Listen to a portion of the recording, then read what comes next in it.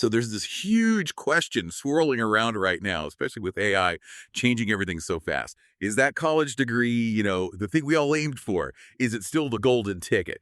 Or are we looking at specialized AI skills as the new must-have? Today, we're doing a deep dive into this. It's a really rapid evolution in how talent gets developed, how it's found, and frankly, how it's valued. And our mission for you listening, maybe you're in corporate strategy, HR, maybe government policy or higher ed, is to cut through all the noise around the skills versus degrees thing. We want to uncover the nuances, maybe some surprising facts, and definitely get you some actionable insights from, well, a pretty comprehensive analysis we pulled together, because as you're going to hear, it's not really as simple either. It's a much more of a complex rebalancing act.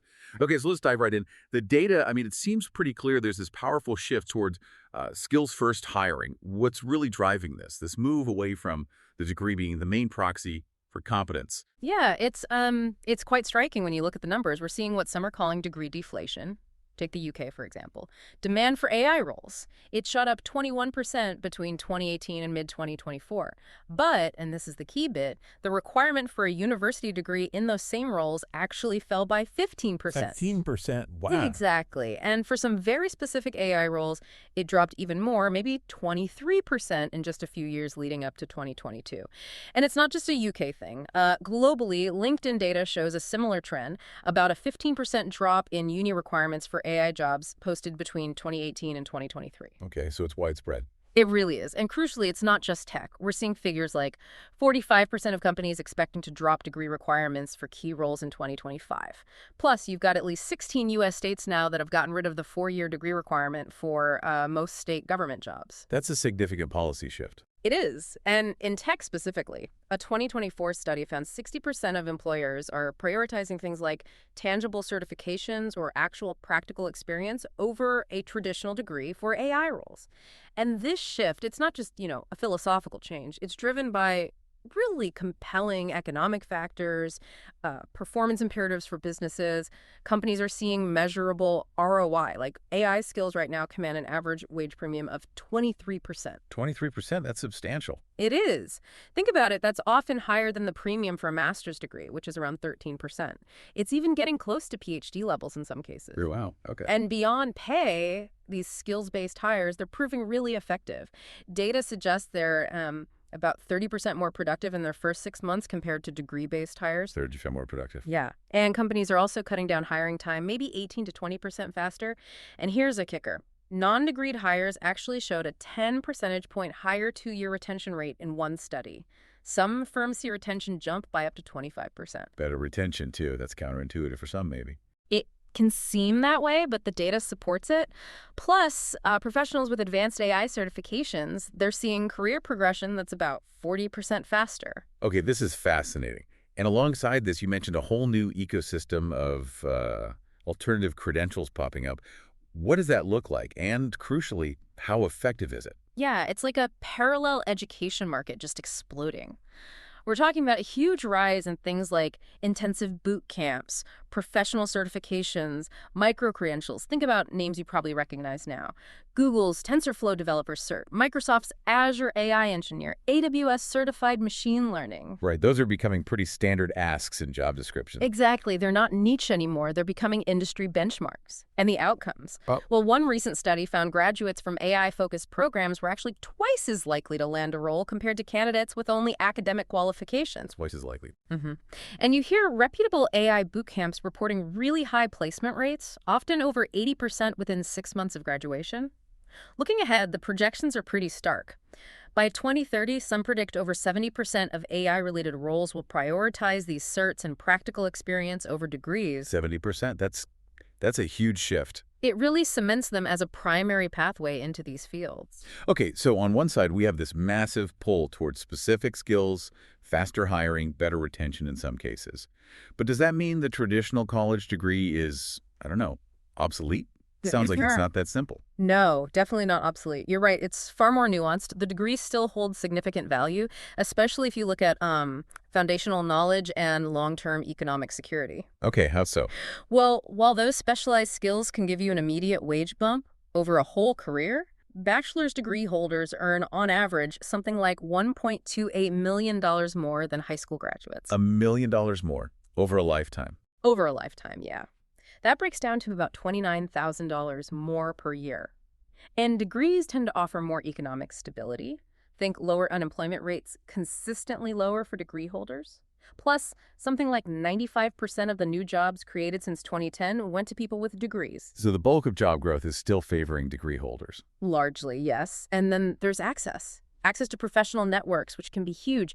And of course, degrees are still absolutely required for graduate programs, MBA, MD, JD, PhD, you name it. Right, the gateway credentials. Exactly. And don't forget things like higher job satisfaction, better health insurance access through employers, better retirement benefits. Those often correlate with degrees too. Okay, this raises a really interesting point then.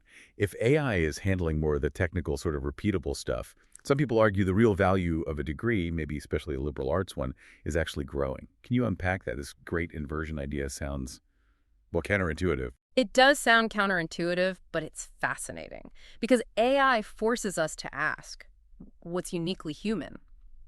AI is brilliant at processing data, finding patterns, executing tasks flawlessly, but it fundamentally struggles with complex ethical choices, understanding cultural context, moral reasoning, true originality. The things that require judgment, basically. Precisely.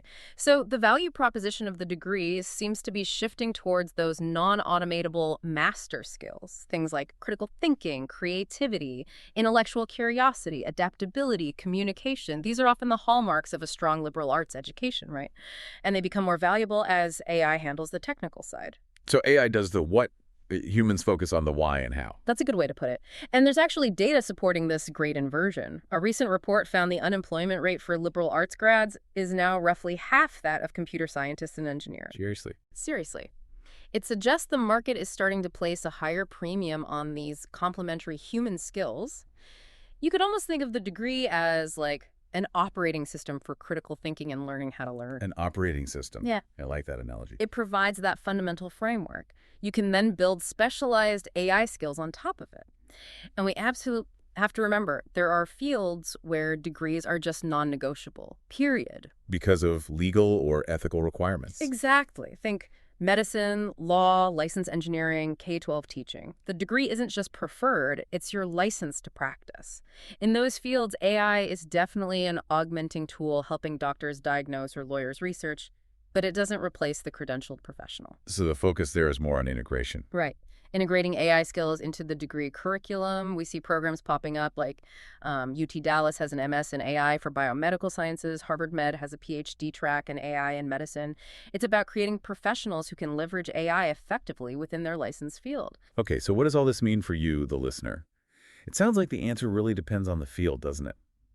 This deep dive seems to be revealing like a tale of two workforces, where this skills degree dynamic plays out very differently depending on the industry. That's a great way to frame it. It definitely exists along what you could call an augmentation automation spectrum.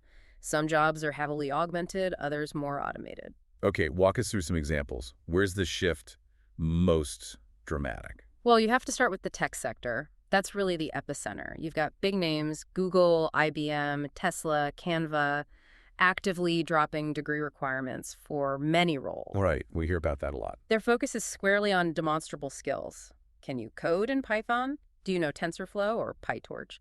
Can you work with AWS, Azure, Google Cloud? So bootcamp grads, certified individuals, they're increasingly filling roles like AI engineer, machine learning engineer, data engineer. Your portfolio, your technical assessment, that's paramount. Makes sense for tech. What about somewhere like healthcare? AI is huge there too, but it feels different. It is different. It's much more of a hybrid model, focusing on augmentation. AI is revolutionizing things like analyzing medical images, predictive diagnostics, drug discovery. Incredible stuff. But it absolutely cannot replicate empathy or ethical deliberation or the hands-on care a patient needs. The human touch? Exactly. So we're seeing the rise of these hybrid professionals and programs designed to create them, like that UT Dallas one, blending AI with biomedical education. The essential human skills there, empathy, ethical judgment, critical clinical reasoning, those remain absolutely core. Okay, another regulated field. The legal profession. Degrees are essential there. Non-negotiable. The law degree is the barrier to entry. AI is definitely a powerful tool, though. It's automating tasks like due diligence, sifting through documents in e-discovery, reviewing contracts. But it's not arguing cases in court. Not yet, and maybe never reliably. A huge limitation is generative AI's tendency to hallucinate, basically, make up legal precedents. That's a disaster in law. Right. Can't have that. AI lacks nuanced judgment, ethical reasoning, strategic thinking. So law schools, they're rushing to integrate AI into the curriculum. Places like Berkeley Law, others offering courses or even specialized master's degrees in AI and law. They need lawyers who can use the tools effectively and ethically. Key human skills: judgment, client counseling, negotiation, still vital. Fascinating. And what about creative industries? Art, music, writing. AI is making huge waves there too. Huge waves, yeah. Tools like Midjourney for images, Suno for music, ChatGPT for text, they're essentially commoditizing the technical skill of execution. Meaning it's easier for anyone to create something that looks or sounds good. Exactly. So the value proposition shifts dramatically. It moves towards unique human vision, originality, emotional depth, cultural context, storytelling, the why behind the creation. The future creative professional might be more like a director or a curator or an AI collaborator, guiding these powerful tools with sophisticated prompts and a clear vision. So ironically, maybe formal arts education becomes more valuable for developing that vision. Yeah, why? That's a really interesting possibility, yes. Focusing less on the technical how and more on the conceptual and critical why. Okay, so given all these benefits we've talked about, the productivity, the potential for diversity, the ROI, why isn't skills-based hiring just everywhere? It feels like there's this big implementation gap. What's holding organizations back? Yeah, that implementation gap is very real. And there are a few major hurdles. First off, just the sheer challenge of skill validation. How do you accurately, reliably measure someone's skills, especially when they're changing so fast? Right, it's easier to check for a degree certificate. Much easier. Nearly half of employers admit they struggle with validation. And worryingly, some studies found companies that said they were removing degree requirements. Well, their actual hiring patterns didn't change much. So good intentions, but poor execution. It suggests simply announcing the change isn't enough. You need robust systems underneath to actually assess skills effectively and at scale. Okay, what else? Then there's the intangible dilemma: assessing soft skills. How do you measure empathy, critical thinking, adaptability? Yeah, those are squishy. Very squishy. Traditional interviews, prone to bias. Personality tests, often low predictive validity. If you can't measure these uniquely human skills well, it's hard to hire for them systematically. New tools are emerging: AI behavioral assessments, structured interviews, but they take investment and change. Right, and change is hard. Which leads to the third point: organizational inertia and cultural resistance. Decades of hiring based on degrees have created really deep habits, ingrained processes. So it's just how things are done. Exactly. Shifting to skills first requires a fundamental mindset change, from the C-suite all the way down to frontline managers who actually do the hiring. Research suggests this kind of cultural transformation isn't quick. It takes sustained effort, probably over several years. It's deep organizational work. So it's not just flipping a switch. Okay. Beyond the business side, this shift has huge implications for social equity, economic mobility. What's the promise there? And what are the risks we need to watch out for you listening and the workforce generally? This is such a critical piece, the equity equation. The promise is enormous. Skills-based hiring can dramatically expand the talent pool and boost diversity. Think about it. In the U.S., there are over 70 million stars. That's skilled through alternative routes people without a 4-year degree, but with valuable skills. 70 million. Wow. Yeah. Removing degree requirements opens doors directly for them, and often for underrepresented groups who face higher barriers to traditional degrees. For instance, requiring a degree can automatically filter out huge percentages of Black and Latino workers for certain roles, regardless of their skills. So it removes an artificial barrier. Exactly. LinkedIn data showed a 24% increase in women in candidate pools for some jobs when Skills First was used. Companies are something like 50% more likely to hit their DEI goals this way. Okay, that's the promise. What's the flip side? The risk. The big risk is potentially creating a new kind of glass ceiling. There's a concern that if you focus only on skills for entry or mid-level roles, without clear pathways for further development and credentialing, you might trap people. Especially those from underrepresented groups. Potentially, yes. It could limit access to leadership roles. We have to be careful it doesn't inadvertently recreate historical patterns where vocational training, while valuable, sometimes limited upward mobility for certain groups. And we also know that currently, many high-wage STEM skills are disproportionately held by white and male workers. So simply hiring for today's skills isn't automatically equitable long-term. So it's not just about getting people in, but ensuring they can progress. Precisely. Building a truly equitable skills-based ecosystem needs a systemic approach. We need things like a shared skills language, common taxonomy, so skills are portable and understandable. Government has a big role, like Maryland removing degree requirements for state jobs. Policymakers need to ensure alternative pathways are high quality, maybe offer financial aid like short-term Pell Grants, provide support services. Like childcare, transportation, things that enable participation. Exactly. It's about building a whole supportive infrastructure. This is obviously forcing massive changes in higher education, too. They can't just sit back. How are universities adapting? How are they trying to stay relevant in this skills-first economy? They're definitely feeling the pressure, and the response is multifaceted. One big push is integrating AI and practical skills right into the curriculum, way beyond just the computer science department. Making it mainstream. Yes. Look at the University of Florida. They have an AI across the curriculum initiative. It embeds AI education in all 16 colleges. So you might have business courses using generative AI for data analysis, or history students analyzing AI-generated arguments, or art students using AI image tools. Applying it across disciplines. Exactly. And it's needed. A recent report found over half of recent grads felt unprepared for Gen AI, even though most employers expect them to have a basic understanding. Bridging that gap is crucial. What else are they doing? Forging strategic industry partnerships is huge right now. Collaborations designed to connect academic theory with real-world needs. Like, the University of Michigan partnered with Google to give thousands of students free access to Google career certificates and AI courses. Okay, bringing industry training onto campus. Right. Arizona State partnered with OpenAI for ChatGPT access, that big University of Florida AI initiative. It's anchored by a $50 million partnership with NVIDIA.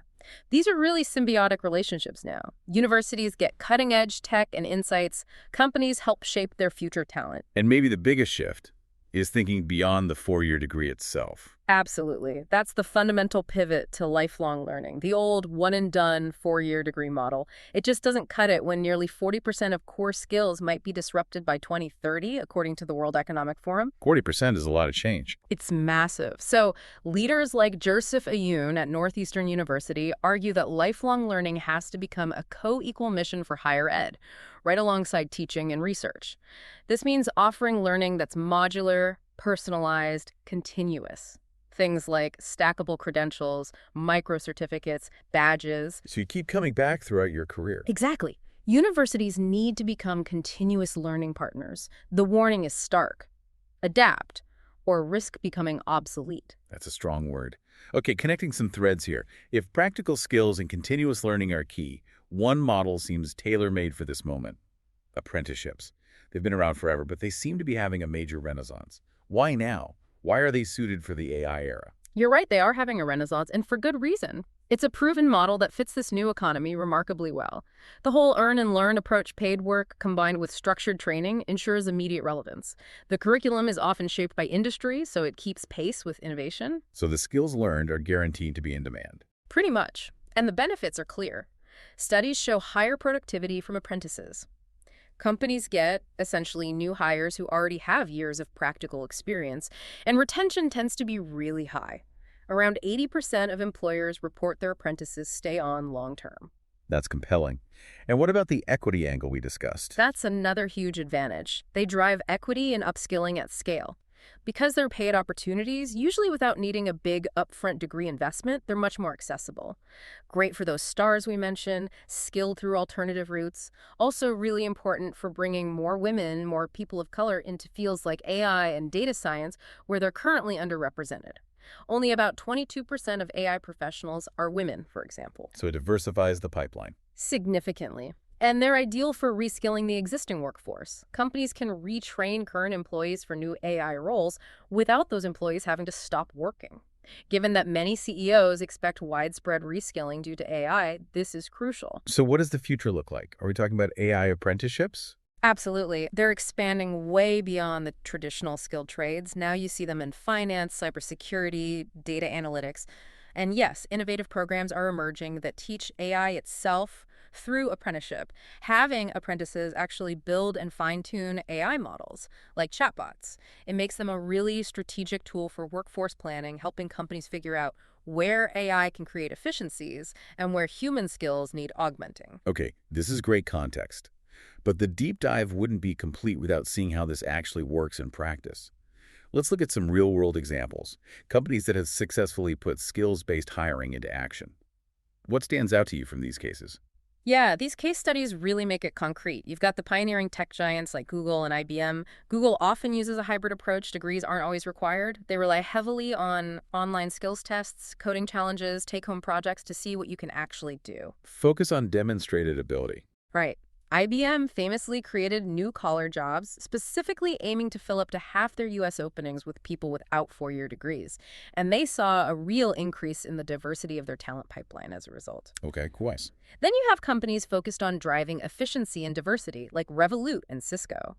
Revolut, the fintech firm, used automated language tests. It cut their time to hire by 40% and improved higher quality for their multilingual support teams. Smart use of tech for a specific skill. Exactly. Cisco did something different but also effective. They optimized job descriptions, slashing the number of required skills from maybe 15 down to just 5 core ones. Just simplifying. Just simplifying. But Okay. that small change led to more non-degreed hires, better diversity, and better retention. Sometimes less is more. Interesting. Any examples focus more internally? Yes. Look at enhancing performance and internal mobility with Johnson & Johnson and Kuhn plus Nagel. J&J implemented a whole skills-based talent strategy internally, assessing current employees' skills to boost internal mobility, engagement, retention. It's not just about hiring in. Using skills data for current employees. Right. And Kuhn plus Nagel, the logistics company, uses an AI platform called Career Explorer. It helps their own employees find new roles and learning opportunities inside the company. This increased internal placements and cut the time needed to fill roles. So skills-based thinking applies to your existing workforce just as much. Absolutely. It's a powerful tool for internal development and talent management, too. Okay, zooming out now. Looking beyond the immediate, what's the long-term picture? Where is all this heading for the future of work, the future of education? This is where it gets really interesting for you listening. Yeah, the futurist lens is fascinating here. One clear trajectory is the unbundling of education and the absolute rise of lifelong learning. That traditional four-year degree, as we discussed, it just feels insufficient for careers that might span 5 decades of constant technological disruption. The degree is the starting point, not the finish line. Exactly. Future education looks much more modular, personalized, continuous. Think stackable credentials, microcertificates, badges, skills qualifications you gather throughout your life. Universities, as we said, have to pivot. Become lifelong learning partners offering on-demand learning, or, as some futurists warn, risk becoming obsolete. And what about the human role in all this? That points towards human-AI symbiosis and a premium on what Reid Hoffman calls super agency. AI isn't primarily replacing humans, it's amplifying what we can do. It's supercharging human creativity and productivity. Making us better, faster, smarter. In many ways, yes. It lowers the barrier to entry for certain skills and frees up our minds for higher order thinking. So the economic value, the premium, flows increasingly to those with strong non-cognitive master skills, emotional intelligence, creativity, critical thinking, adaptability. The most valuable people won't be those who avoid AI, but those who are indispensable because they know how to leverage AI to its absolute fullest potential. Human director of the AI orchestra. That's a great image. And finally, the long-term economic impact. There's huge potential, but also significant risks. Potential for massive productivity growth. McKinsey estimates AI could add nearly $16 trillion to the global economy by 2030. Huge number. Huge. But there's a real risk of a polarized labor market if we don't manage the transition well. You could end up with a surplus of high-skill, high-wage jobs that companies can't fill, alongside many displaced lower-wage workers whose tasks get automated. That could seriously exacerbate inequality. So policy becomes critical. Absolutely critical. It puts a huge burden on public policy. We need new national workforce strategies, maybe focus on things like apprenticeships. We need quality control for all these non-degree credentials, financial support for upskilling, and that common skills language we talked about. It's a major policy challenge. So wrapping this up, the core conclusion seems pretty clear. It's not skills or degrees. It's not a simple substitution. It's a really profound, ongoing recalibration of that relationship. Exactly. The future really seems to belong to the hybrid professional, Yeah. someone who can seamlessly integrate both foundational knowledge and cutting-edge skills. Right. The best of both worlds. Which brings us to the final thought for you to chew on, based on everything we've discussed today. Given this landscape, this constant change, what specific AI skills will you focus on cultivating?